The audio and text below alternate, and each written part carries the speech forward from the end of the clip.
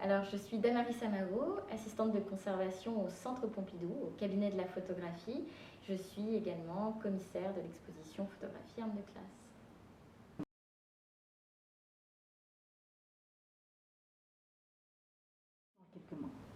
Alors, Photographie Armes de classe, c'est le fruit d'un projet de recherche de 3 ans sur la photographie sociale et engagée en France, avec en même temps des ramifications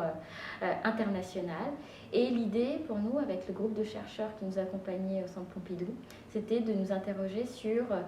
qu'est-ce que la photographie militante et engagée dans les années 30 si on met de côté la guerre d'Espagne et le Front populaire. Donc en fait, c'est une exposition qui mêle de la photographie d'époque, des revues, des tracts, des affiches, qui mêle aussi bien des grands noms comme Henri Cartier-Bresson et Kertész et des anonymes pour essayer de comprendre qu'est-ce que le laboratoire du regard moderne social.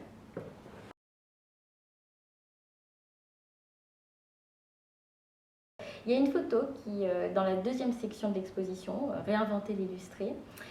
qui est une photographie d'Élie Lothar, qui fait partie de ces noms de la modernité photographique, mais qui est plutôt un document qui est assez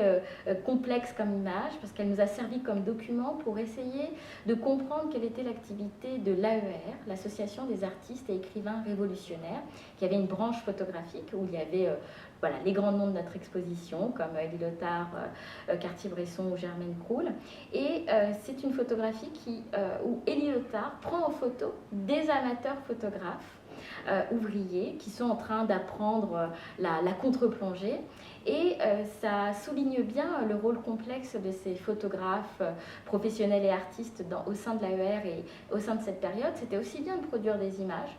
de dénonciation, faire des photomontages comme Hurtfield, comme Ronis, mais aussi d'accompagner les amateurs photographes ouvriers et autres, les aider à s'emparer de l'outil photographique pour montrer leur propre réalité du quotidien, documenter par eux-mêmes les manifestations, les violences policières. Et donc cette photographie qui est assez unique, parce que c'est un des rares témoignages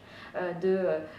ce sort de workshop ouvrier à Paris à l'époque, est pour moi une photographie assez emblématique de l'exposition, parmi d'autres.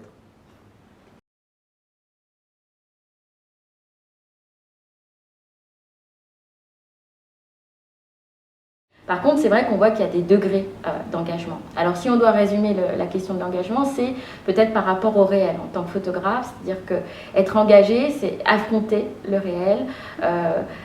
regarder la vie de tous les jours, le quotidien, mais c'est un peu un paradigme de l'époque qui est aussi bien dans la littérature, avec ce qu'on appelle la littérature populiste, ou Céline, avec son voyage au bout de la nuit, ou encore Eugène Davy avec Hôtel du Nord. Il y a vraiment cette idée de affronter le réel, être près dans le réel. Donc la plupart des photographes qu'on a là, si on doit définir l'engagement comme être dans le réel, eh bien on est des photographes